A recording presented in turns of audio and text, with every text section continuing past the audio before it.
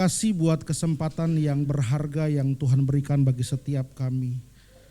Ketika kami dalam hadirat-Mu memuji menyembah Tuhan, ini adalah kesempatan yang tidak boleh kami sia-siakan. Tapi sungguh Tuhan, terima kasih buat kesempatan yang sungguh-sungguh berharga. Kami bisa memuji Tuhan, menyembah Tuhan, bahkan mempermuliakan hati Tuhan. Sebab itu Tuhan, biarlah melalui pujian penyembahan kami hanya Tuhan yang disenangkan. Bahkan Tuhan dipuaskan dengan apa yang kami kerjakan Tuhan. Terimalah pujian penyembahan kami ini. Dan Bapa yang baik Tuhan Yesus Kristus, sebentar kami ingin mendengar firman Tuhan. Kami rindukan isi hati-Mu tersampaikan bagi setiap kami. Dan biarlah setiap kebenaran firman Tuhan yang diperdengarkan dari mimbar ini sungguh-sungguh kebenaran yang berasal daripada Tuhan sendiri. Bukan hanya sebatas kepintaran teologia atau korban pikiran manusia. Tapi yang kami rindukan isi hati-Mu tersampaikan bagi setiap kami. Sehingga setiap kami yang datang diberkati, kami diubahkan, kami dibaharui, bahkan kami disempurnakan seperti Kristus. Sebab itu dengan kerendahan hati kami akan duduk diam dengar firman-Mu. Di dalam nama Tuhan Yesus Kristus kami berdoa dan bersyukur kepadamu. Haleluya. Amin. Puji Tuhan, silakan duduk Bapak Ibu Saudaraku. Puji Tuhan, saya ucapkan shalom. Sekali lagi shalom. Baik, puji Tuhan Bapak Ibu Saudaraku, ini juga kesempatan yang sangat bahagia buat saya ya bisa menyampaikan kebenaran firman Tuhan di tempat ini. Ya, ini sungguh tugas yang luar biasa yang saya terima. Dan kesempatan pagi hari ini saya bersyukur juga saya tidak sendirian. Ya, saya tidak sendirian. Tadi malam kakak saya tanya, besok ada pelayanan? Ada, saya bilang. Di mana? Di GBI Jatinegara. Oh, boleh ikut enggak? Oh, boleh, gratis. Ya kan? Masih gratis Pak ya? Baik, puji Tuhan. Jadi saya datang dengan tim full sebenarnya, tapi kurang istri saya. Ya, istri saya lagi tugas di gereja lokal, jadi nggak bisa ikut ya karena bersamaan dengan tugasnya hari ini. Tapi hari ini saya datang dengan keluarga full saya. Saya perkenalkan ada satu kakak saya yang paling tua. Ya, coba diri deh. Ini kakak saya yang paling tua, ini nomor satu. Ya. Nah, ini yang nomor 2. Coba yang nomor 2. Ini yang nomor 2. Sebelahnya suaminya silakan. Nah, Bapak Ibu ini suaminya artis ya. Nanti saya suruh dia nyanyi ya. Boleh ya Pak ya? Ya. Iya, artis ibu kota. Dan yang paling nomor 3 saya. Baru yang paling bontot. Ini paling kecil nih. Iya. Nah, sebelahnya adik sepupu saya. Silakan. Ini adik sepupu. Ya, yang ponakan sama anak saya di mana? Oh, sekolah minggu. Ada anak saya dengan ponakan-ponakan. Baik, puji Tuhan. Nanti setelah firman Tuhan izinkan saya memberikan, bukan saya, keluarga saya memberikan kesaksian pujian. Baik, puji Tuhan. Kita siap dengar firman Tuhan, amin. Nah, Bapak Ibu Saudaraku yang dikasihi oleh Tuhan Yesus Kristus, tema hari ini saya sampaikan adalah perkara yang di atas. Kolose pasal yang ketiga, kita langsung membukanya dan kita akan membacanya. Kolose pasal yang ketiga, tetapi supaya clear, supaya jelas, kita akan baca 4 ayat dalam satu perikop. Dari ayat yang pertama boleh kita akan baca, demikian firman Tuhan. Karena itu kalau kamu dibangkitkan bersama dengan Kristus, carilah perkara yang di atas. Ini perintah loh Bapak Ibu, ya perintah yang tidak boleh dilanggar. Carilah perkara yang di atas, ya di mana Kristus ada, duduk di sebelah kanan Allah. Pikirkan perkara yang di atas, bukan yang di bumi. Nggak boleh terbalik loh Bapak Ibu. Yang harus dipikirkan perkara yang di atas, bukan yang di bumi. Sebab kamu telah mati dan hidupmu tersembunyi bersama dengan Kristus di dalam Allah. Apabila Kristus yang adalah hidup kita menyatakan diri kelak, kamu pun akan menyatakan diri bersama dengan Dia dalam apa? Kemuliaan. Kembali saya harus tegaskan Bapak Ibu Saudaraku yang dikasihi oleh Tuhan Yesus Kristus. Firman Tuhan berkata, pikirkan perkara yang di atas, bukan yang di bumi. Tapi kalau mau jujur Bapak Ibu Saudaraku, Jawab di dalam hati saja. Kalau mau jujur, seringkali kita dalam hidup kita ini memikirkan perkara yang di atas atau yang di bumi terus yang kita pikirin.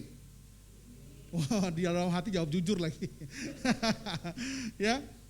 Banyak dari kita memikirkan perkara di bumi. Pak, besok makan apa? Pak, besok gimana mau bayar uang sekolah? Uang gak ada, Pak. Hanya sebatas itu yang kita pikirkan.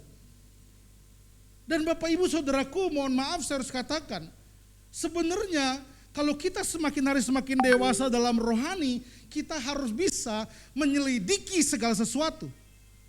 Dalam hal apa menyelidiki segala sesuatu? Saya tidak larang kita berdoa, bahkan saya mewajibkan kita berdoa. Dan juga saya tidak melarang dalam doa kita menangis. Kalau menangis, menangislah. Tapi Bapak Ibu coba selidiki segala sesuatu. Waktu kita berdoa dan dalam doa kita menangis, jawab jujur deh. Apa sih yang kita tangisi? Apa sih yang kita ratapi? Apa sih masalah yang kita hadapi sehingga membuat air mata kita tumpah? Saya khawatir tangisan yang kita naikkan dalam doa kita kepada Tuhan hanya sekitar perkara-perkara di bumi. Saya khawatir air mata yang tumpah hanya untuk menangisi perkara-perkara yang di bumi. Belum bisa beli apa Tuhan. Orang ganti mobil, orang ganti rumah. Tuhan, aku belum bisa apa-apa. Hanya itu yang kita tangisi. Saya khawatir air mata kita hanya menangisi perkara-perkara yang di bumi. Padahal jelas firman Tuhan, pikirkan perkara yang di atas. Tapi kita menghabiskan waktu kita untuk memikirkan sesuatu yang sifatnya perkara di bumi. Pak, Bu, saya mau sampaikan begini. Saya pernah membuat statement ini lalu dijadikan orang status. Saya katakan begini. Jangan menghabiskan daya upaya bahkan air mata untuk menangisi sesuatu yang pada akhirnya Tuhan tolong. Saya ulangi kalimat ini. Jangan menghabiskan pikiran, daya, upaya, bahkan air mata untuk menangisi sesuatu yang pada akhirnya Tuhan tolong. Nah, lucu. Dari tahun ke tahun yang kita tangisi cuma karena apa? Tempat tinggal. Masih kos Tuhan. Sementara orang udah punya rumah, aku masih kos terus, aku masih kos terus. Cuma itu. Bapak Ibu Saudaraku, ingat ya, saya selalu tantang jemaat begini. Saya mau katakan bahwa tidak ada masalah yang tidak ditolong Tuhan, setuju enggak? Pasti Tuhan tolong, amin. Saya tantang jemaat, coba ingat deh, masalah apa sih? Bapak Ibu ingat 5 tahun atau 10 tahun yang lalu, punya enggak masalah berat? Punya ya, betul enggak? Punya masalah berat, saya pun punya masalah. 5 tahun lalu saya pun punya masalah. Bahkan 10 tahun lalu saya pun punya masalah. Saya percaya kita juga punya masalah. Bapak Ibu, pertanyaannya begini, sadar enggak? Sekarang sudah lewat 5 tahun loh. Betul enggak? Tahun lalu kita punya masalah enggak? Udah lewat loh setahun loh. Bisa lewat juga loh masalahnya. Betul enggak? Sadar enggak ini? Kalau bukan Tuhan tidak mungkin, amin. Ini artinya bukti penyertaan Tuhan, bukti pertolongan Tuhan dan Tuhan tidak pernah tinggalkan kita. Tuhan tolong, sebab itu memasuki tahun 2023, orang mulai memprediksi A, memprediksi B, memprediksi C, dan orang mulai takut, orang mulai khawatir, tahun resesi dan lain sebagainya. Pak, Bu, kita buktikan tahun 2024, lewat gak? Pasti lewat. Tidak mungkin tidak. Pasti Tuhan tolong kita. Cuma kita yang terlalu capek mikirin A, mikirin B, mikirin C. Jangan menghabiskan tenaga, upaya, bahkan air mata untuk memikirkan sesuatu yang pada akhirnya Tuhan tolong. Tapi menangislah kita kalau kita sadari hidupku belum benar Tuhan. Nangis ini tiap malam. Aku masih melenceng Tuhan, perkataanku masih menyakiti orang Tuhan. Ucapanku Tuhan gak jadi berkat buat orang, aku bertobat. Tangisi ini. Jangan dibalik, yang harusnya gak nangis kita nangis. Tapi yang harus kita nangis malah kita gak nangis, biasa aja. Ngomong nyakitin orang kayaknya tenang-tenang aja. Tahu gak perkataan kita nyakitin orang? Tapi kita biasa aja, orang tersakiti kita happy aja. Salah Bapak Ibu, ini yang kita harus tangisi. Kalau masalah makan, minum, pakai, dalam Matius pasal 33 ayat 1, 2, dan 3. Masalah makan, minum, pakai, itu dicari oleh bangsa-bangsa yang tidak mengenal Allah. Ayat 32 berkata begini, tetapi Bapamu tahu bahwa kamu memerlukan itu semua. Tuhan tahu kita butuh tempat tinggal, Pak, Bu. Tuhan tahu kita perlu makan. Tuhan tahu itu. Toh sampai hari ini kita diberkati Tuhan, amin. Masih bisa makan kan Pak? Masih bisa makan kan Bu? Kok nangis terus? Cuma gara-gara makan cuma tahu tempe. Idih Bapak Ibu. Di luar sana banyak yang gak makan tapi gak nangis. Kita masih bisa makan tahu tempe, kita nangis, kan lucu. Apalagi orang-orang di luar sana hidup tanpa Tuhan Yesus loh. Mereka kuat berjuang hidup. Kita yang punya Tuhan Yesus malah nangis terus setiap malam. Cuma gara-gara kok makan gini doang ya Tuhan. Ya ampun. Pak, Bu, saya mau saksikan penyertaan Tuhan dalam hidup saya pribadi. Sampai hari Tuhan pelihara saya. Saya selama melayani Tuhan, saya tidak pernah puasa terpaksa. Bapak Ibu tahu puasa terpaksa? Terpaksa puasa gara-gara makanan. Ya udah puasa nih. Nah, saya nggak pernah. Kalau puasa memang komitmen 1 minggu sekali hari Sabtu. Tapi nggak pernah puasa terpaksa, nggak pernah. Nggak pernah. Sampai hari Tuhan berkati saya. Tuhan pelihara hidup saya. Nggak percaya nih buktinya 105 kilo. Naik gampang, turun susah. Tuhan berkati, amin. Iya. Masih bisa makan kok sampai hari ini. Kok kita nangis terus? Makanya Bapak Ibu ini benar firman Tuhan. Jangan dibalik. Pikirkan perkara yang di atas, bukan yang di bumi. Bukan. Jangan dirubah-rubah. Capek kita.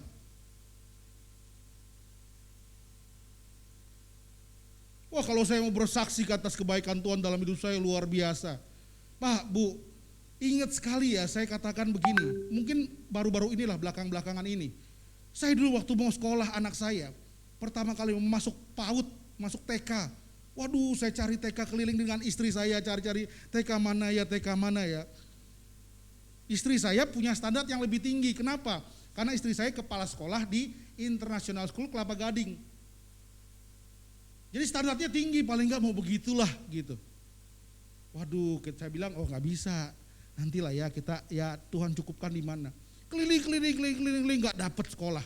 Sampai akhirnya saya bilang begini, saya dapat sekolah artinya tapi mahal-mahal gitu. Ya uang waktu itu nggak punya.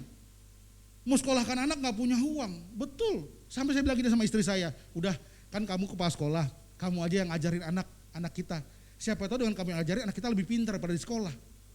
Iya, padahal itu menghibur diri sebenarnya, karena nggak punya uang buat sekolah. Mengerikan sekali.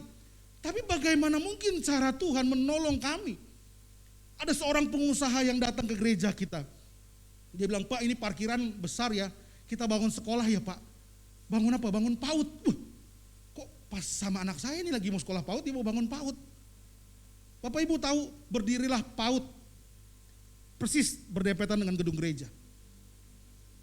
PAUD itu berdiri, langsung dibiayai, semuanya kurang lebih habis 450 juta itu. Ya saya bilang oke, tapi buat pelayanan, nggak bisa buat bisnis.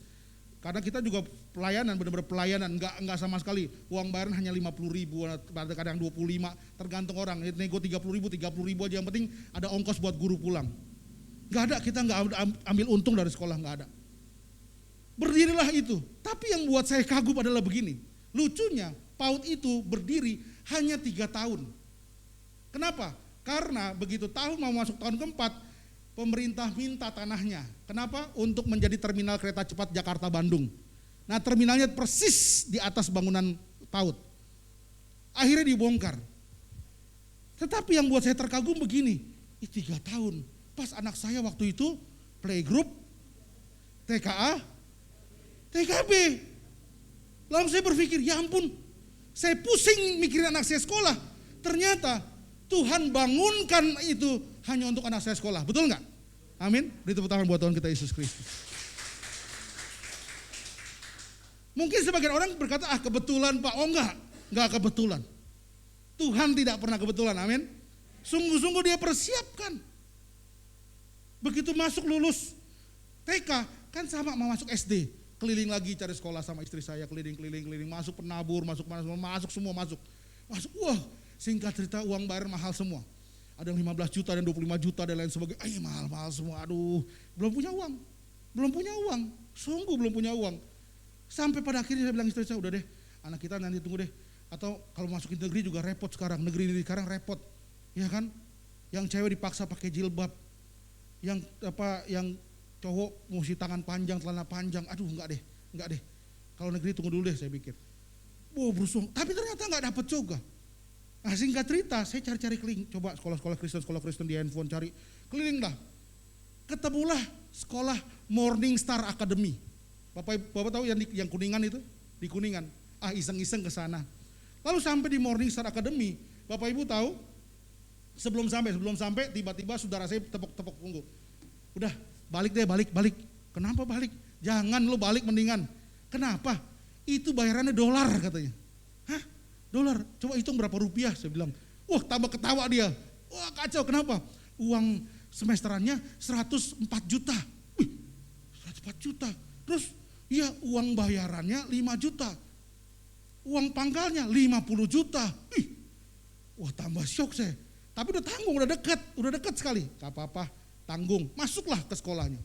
Waduh, dijelaskan sama bagian administrasi. Iya Pak, bener, ternyata bener rupiahnya sekian. Waduh. Bilang gini adminnya, gimana Pak, tertarik? Oh, saya bilang tertarik, tapi uangnya belum ada. Hanya tertarik aja dulu, tertarik Pak, tertarik, uangnya belum ada, nggak ada uang sebanyak itu. Di penabur aja 25 juta saya mikir, apalagi ini 50 juta uang pangkalnya, nggak punya, saya nggak punya uang. Aduh, nggak kepikiran, udah. Nah, singkat cerita, begitu keluar dari gedung, turun dari gedung, tiba-tiba ada ibu-ibu, mobil Alphard, turun buka pintu. Waktu dia turun dari pintu, dia ketemu saya. Dia bilang, Pak Pendeta. Oh iya Ibu, saya bilang gitu. Ternyata dia jemaat di mana saya melayani, di Gereja Duta Injil Ambasador. Saya jemaat Ambasador Duta Injil Pak. Oh iya, wow, kan banyak tuh, saya juga nggak paham. Pokoknya iya. Kenapa Pak? Bapak mau sekolah di sini anaknya? Oh, lihat-lihat aja. Oh enggak, ayo Pak, ikut ke ruangan nih. Oh, saya pikir ini bukan orang biasa nih. Karena ruangannya besar sekali. Nah, tiba-tiba dia bilang, gimana Pak? Tertarik Pak? Tertarik Bu, cuma belum waktunya saya di sini. Oh, jangan Pak. Loh, maksudnya apa Bu? Jangan. Bapak Ibu tahu, dia ambil kertas kosong, dia bilang gini, Pak, Bapak isi angkasa semampu berapa Bapak. Dikasih kertas kosong. Nah, saya dengan istri saya main lihat-lihatan. Gimana tulisnya?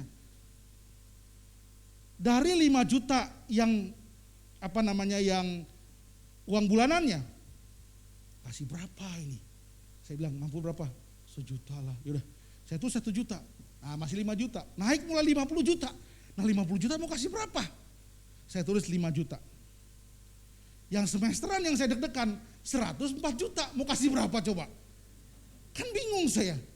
Udahlah, saya pikir nggak masalah lah. Toh ya kalau memang udah saya tulis 5 juta. Jadi 1 juta, 5 juta, 5 juta. Saya geser. Udah Bu, dah saya pikir itu. Bapak Ibu tahu? Dia berdiri, dia peluk anak saya. Halo, Jonah, welcome. Diterima. Akhirnya sekolah sampai hari ini udah kelas 4. Amin. Waduh, kalau bukan Tuhan tidak mungkin, amin. Sebab itu istri saya selalu bilang gini sama saya, lo hidup santai banget sih. Kok gak pikirin ya besok mau gimana, tinggal di mana. Masa dipastori terus? Lo gak pikirin ya pengen punya apa, pengen punya mobil, pengen punya apa. Saya bilang saya gak pernah pikirin itu. Oh, mesti istri saya ada nih, jadi saksi hidup, saya gak pernah ngarang ngomong begini. Waduh, saya bilang saya gak pernah pikirin itu. Pelan-pelan istri saya sekarang udah bertobat. dia sekarang hidupnya santai. Kok nggak mikirin, nggak perlu mikirin, capek mikirin, toh Tuhan tolong. Nah itu dia poinnya, amin. Jadi saya mau katakan jangan menghabiskan daya upaya, tenaga, pikiran untuk menangisi sesuatu yang pada akhirnya Tuhan tolong. Pak, Bu, ayo kita berjuang. Bagaimana kita hari ini memikirkan nasib kekal kita. Perkara yang di atas.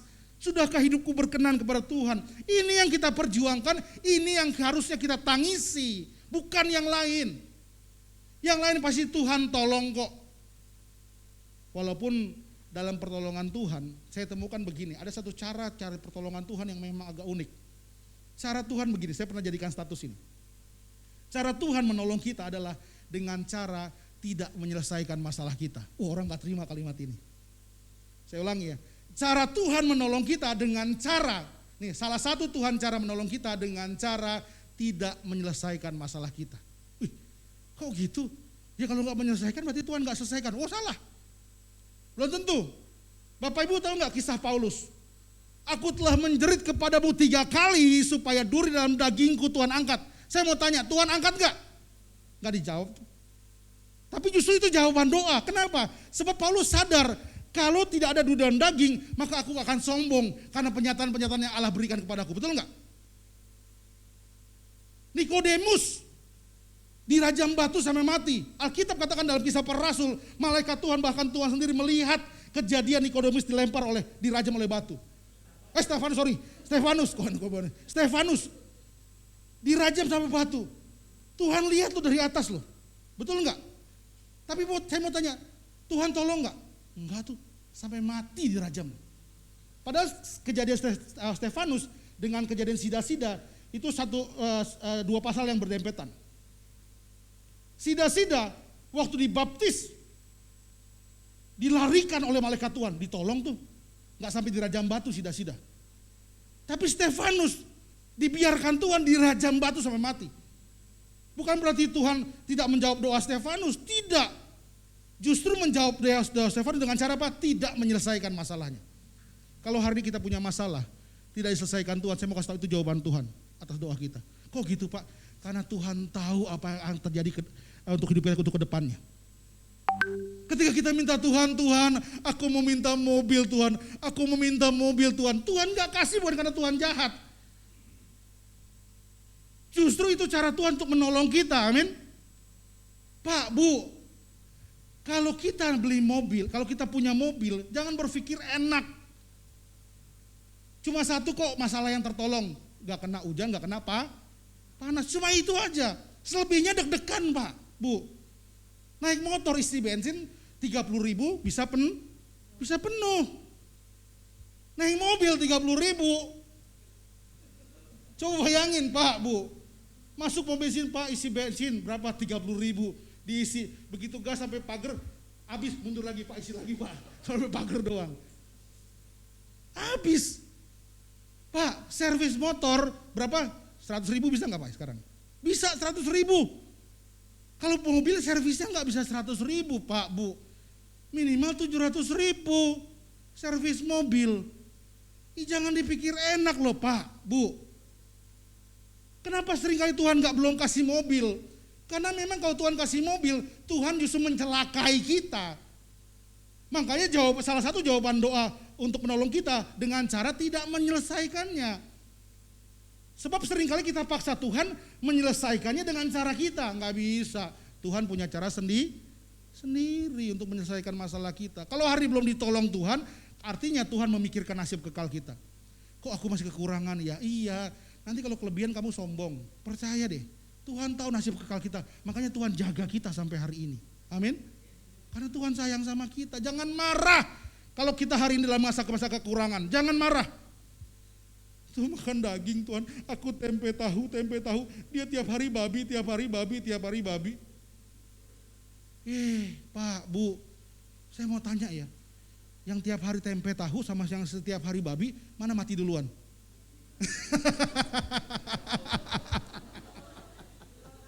Belum tentu ya. Yang pemakan babi belum tentu. Saya juga makan babi soalnya.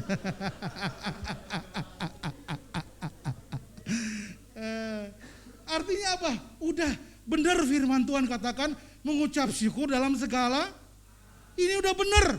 Kalimat ini udah benar. Udah, makanya benar firman Tuhan, cukupkanlah dirimu dengan apa yang ada, Pak. Benar ini. Benar.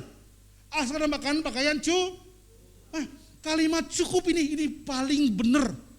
Gaya hidup paling benar. Belajar cukup dengan apa yang ada. Kalau masih pakai motor, terima kasih dengan motor ini Tuhan. Karena banyak orang yang jalan kaki, betul enggak? Yang jalan kaki juga begitu. Terima kasih buat jalan kaki. Karena banyak orang yang pakai kursi roda. Bahkan yang kursi roda pun harus mengucap syukur karena banyak orang yang tergeletak di rumah sakit, betul enggak? Makanya mengucap syukur dalam segala hal. Itu yang dikehendaki Tuhan. Ayo belajar bersyukur, amin. Yang kedua, yang terakhir. Kenapa tidak boleh memikirkan perkara-perkara di bumi? Banyak dari kita tidak menyadari Bapak Ibu. Ini resikonya tinggi. Dengan sering kali kita memikirkan perkara-perkara yang di bumi terus pada akhirnya firman Tuhan yang suci, yang kudus ini bisa jadi rusak. Cuma gara-gara kita mikirin perkara di bumi. Suatu saat saya mungkin khotbah ke berapa ya khotbah ini. Pokoknya intinya 5 kali di belakangan khotbah saya 5 khotbah sebelumnya. Saya khotbah di beberapa gereja ya. Saya khotbah di beberapa gereja. Lucu, ada kejadian unik. Ada 5 lagu yang dinyanyikan sama terus dalam 5 gereja ini. Kok bisa sama ya? Saya mulai berpikir kenapa bisa sama? Oh iya. Lagunya ini, apa yang tak pernah dilihat mata, betul gak? Yang tak pernah didengar, yang tak pernah timbul di dalam hati, semua. Pak, Bu, coba jawab jujur deh. Semua itu apa? Semua itu apa? Boleh spesifik gak apa? Nah, saya khawatir hanya sebatas itu, Pak, Bu. Padahal kan baca Alkitab itu harus satu perikop. Perikopnya bunyinya begini, raja-raja ingin mendengar apa yang kamu dengar. Dan nabi-nabi pengen lihat apa yang kamu lihat. Tapi mereka gak mendengar apa yang kamu dengar, mereka gak lihat apa yang kamu lihat. Sebab itu apa yang gak pernah dilihat oleh mata, yang gak pernah timbul dalam hati, itu yang disedia, itu apa? Janji Mesias, Pak, Bu. Bukan masalah makan, minum, pakai. Kenapa bisa begitu? Karena memang banyak orang hanya memikirkan perkara-perkara yang di bumi. Pada akhirnya firman Tuhan yang murni ini, yang tidak, saya mau katakan begini, firman ini tidak ada unsur duniawi sama sekali. Jadi jangan susupkan unsur dunia ke dalam Alkitab. Tahu dari mana Pak? Yohanes 1 ayat 1. Dikatakan pada mulanya adalah firman, firman itu bersama-sama dengan Allah dan firman itu adalah, kenapa bukan Yesus? Bukankah yang menjelma menjadi firman itu Yesus? Betul enggak? Kenapa firman itu adalah Karena begini Pak, Bu, saya mau tanya, dalam diri Allah ada unsur duniawinya enggak? Enggak ada. Dalam diri Yesus ada enggak?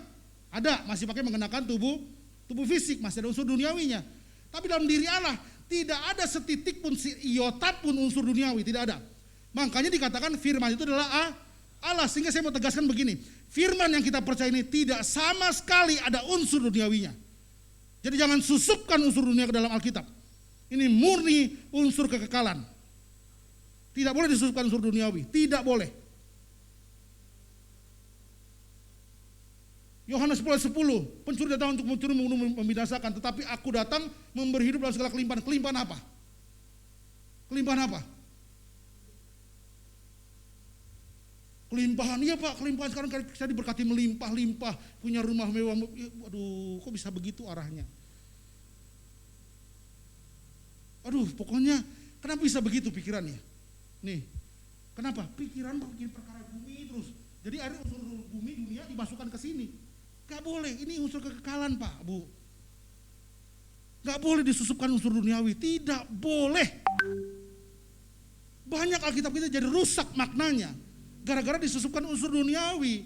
Gak boleh kita, sungguh tidak boleh. Makanya saya pernah sampaikan di sini kalau nggak salah ya, mohon maaf ya, Pak, Bu, saya katakan begini, saya dari SMA saya sudah mulai khotbah keliling, walaupun belum sekolah teologi ya. Saya di sekolah-sekolah saya keliling khotbah karena saya ketua Rokris. SMA saya sudah mulai khotbah, di remaja di gereja saya khotbah. Di gereja-gereja lain saya khotbah dari mulai remaja, belum sekolah teologi ya. Begitu saya masuk sekolah teologi Petamburan, masuk saya sekolah teologi ya. Bapak Ibu tahu, saya berpikir, Tuhan, aku minta ampun.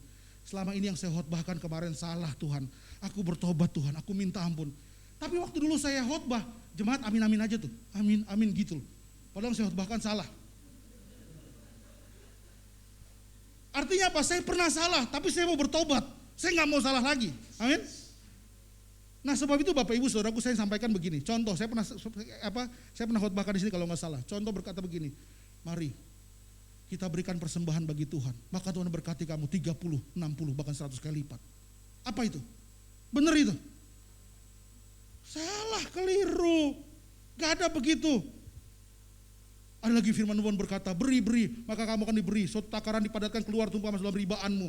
Saya ngerti, maksudnya kalau saya begini, di atas itu ada gentong kosong, kita kasih sampai penuh, di sana dipencet luber, kita yang tampung luberannya. Ngaco itu. Nggak boleh, kita nggak boleh begitu. Makanya konsep persembahan mesti dirubah. Aku memberi bukan supaya diberkati. Yang benar adalah aku memberi karena aku sudah diberkati, amin. Tanpa ditakut-takuti binat bapak, belalang pelahap dan lain sebagainya, enggak. Kalau dia tahu dia memberi karena sudah diberkati, pasti persembahannya terbaik, amin. Harus dirubah cara hidup. Saya bukan anti doa Yabes, tidak. Saya tidak anti doa Yabes. Doa Yabes berkuasa pada zamannya. Tapi kita ada doa yang sempurna yang diajarkan oleh Tuhan Yesus Kristus sendiri. Itu doa apa? Bapa kami. Tapi orang gak suka, kenapa? Karena di bawah Bapa kami, ya kan, berilah kami makan aduh gak cukup Tuhan. Sementara doa Yabes, kamu akan mengembang ke kanan, ke kiri. Tanah yang kamu pijak dengan kakimu menjadi milik pusakamu. Wih, ini dia berkati melimpah-limpah. Tapi doa Bapa kami, berikanlah kami pada makan kami secukupnya. Cukup, gak cukup Tuhan. Orang gak suka doa Bapa kami, orang suka doa Yabes. Kenapa? Pikirannya masih perkara bumi terus. Nah kita gak boleh begitu Pak. Saya mau tanya, Yabes kalau berdoa bisa salah gak? Bisa kalau dia manusia biasa. Tapi kalau Yesus ajarin doa, Yesus bisa salah gak? Ikut yang gak bisa salah. Kok kita lebih suka yang ini? Kenapa? Karena ada unsur duniawi, diberkati melimpah-limpah. Makanya zaman dulu Pak ya, zaman dulu ngetren banget tuh. Kalau kamu lihat mobil orang bagus, klaim jadi milikmu. Loh bener gak? Pernah dengar gak diajarin ini? Tanah kosong, injak tanahmu, klaim jadi milikmu. Pak, saya mau katakan begini, itu pencurian dalam roh. Enak aja tanah orang. Kita mungkin gak Tuhan perintahkan sesuatu yang perintahnya itu melanggar firman sendiri? Mungkin gak? Gak mungkin. Perintah firman Tuhan jangan mengingini apa yang dimiliki orang. Loh itu benar kan? Pak itu kan mobil orang Pak. Kok Bapak klaim jadi milikmu? Aku klaim jadi milikku. Itu kan mobil orang. Rumah bagus, pegang rumahnya, klaim jadi milikmu. Tanah bagus, injak tanahnya jadi milikmu. Handphone orang bagus, klaim jadi milikmu. Saya khawatir lihat istri orang bagus, klaim jadi miliknya. Gak boleh. Amin. Ya gak bisa, ini rusak. Alkitab jadi rusak, kenapa? Karena pikirannya hanya perkara-perkara di bumi. Tapi kalau orang berpikir perkara di atas, seperti Sadrak, Mesak, Abednego, dia berkata begini, Raja dengar, sekalipun Allah yang aku sembah tidak menolong aku, betul gak? Tapi sesekali kami tidak akan menyembah patung yang Tuhanku dirikan, betul gak? Sekalipun gak ditolong Tuhan, tetap cinta Tuhannya. Dia bikin perkara di atas. Amin. Kita mesti begitu Pak, Bu. Udah bikin perkara di atas, capek kita. Orang mulai memprediksi tahun 2023 sekian begini, tahun resesi segala macam, pekerjaan susah, ekonomi anjlok turun. Aduh capek Pak, Bu, capek kita. Kita buktikan tahun depan. Pertanyaannya, Tuhan masih jaga gak? Tuhan pelihara gak? Udah itu aja yang kita pegang. Sekarang berjuang bagaimana aku hidup benar ke hadapan Tuhan. Aku mau belajar hidup benar. Ini yang kita tangisi setiap malam. Amin. Amin. Ya. Jadi itu kuncinya. Udah, ini benar. Jangan pikirkan perkara di atas, yang di bumi. Tapi pikirkan perkara yang di A. Ini benar. Ini benar. Ayo kita hidup di firman Tuhan. Amin. Amin. Bilang kanan kirinya, fokus sama Tuhan. Iya, ini yang terpenting ya. Baik, puji Tuhan, seperti janji saya tadi, saya mau undang keluarga saya untuk menaikkan pujian bagi Tuhan. Musim akan selalu berganti, tahu ya? Musim akan selalu berganti. Ayo silakan kakak-kakak, adik-adik saya. Silakan. Tuhan selalu menolongku. Saya tidak dikaruniakan Tuhan menyanyi, karena suara saya pas-pasan, tapi saya mungkin bisa main musik. Boleh bantu saya bantu main musik ya Pak ya? Izin ya Pak.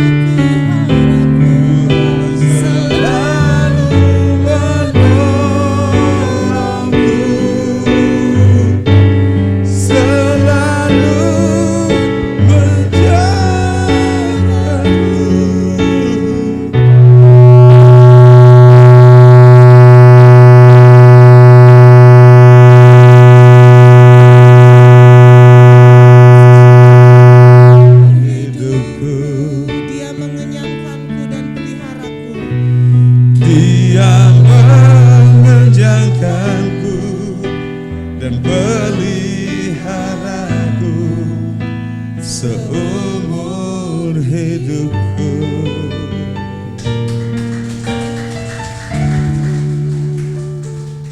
Terima kasih, Tuhan berkati.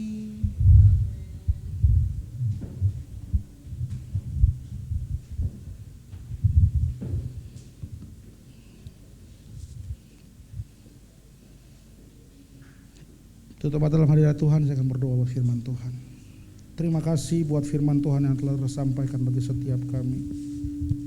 Roh Kudus, kami mohon belas kasihan Tuhan untuk kami bisa menangkap, memahami kebenaran firman-Mu ya Tuhanku. Kami butuh belas kasihan Tuhan tercurah bagi setiap kami. Kami hidup dalam kebenaran firman-Mu, sebab kami tahu ada jaminan di sana bahwa Allah tidak pernah tinggalkan kami. Terima kasih buat firman Tuhan. Roh Kudus yang menyempurnakan kebenaran yang menjadi sempurna dan utuh bagi setiap kami. Dan Roh Kudus terus dampingi hidup kami untuk kami bisa menangkap kebenaran-Mu, kami hidup di dalam hidup kami sehari-hari, agar Tuhan disenangkan. Terima kasih Tuhan Yesus yang baik, terima kasih. Ibadah berlanjut kami taruhkan dalam tangan pimpinan Roh Kudus-Mu. Dalam nama Tuhan Yesus kami berdoa, haleluya, amin. Puji Tuhan, beri kemuliaan buat Tuhan Yesus Kristus.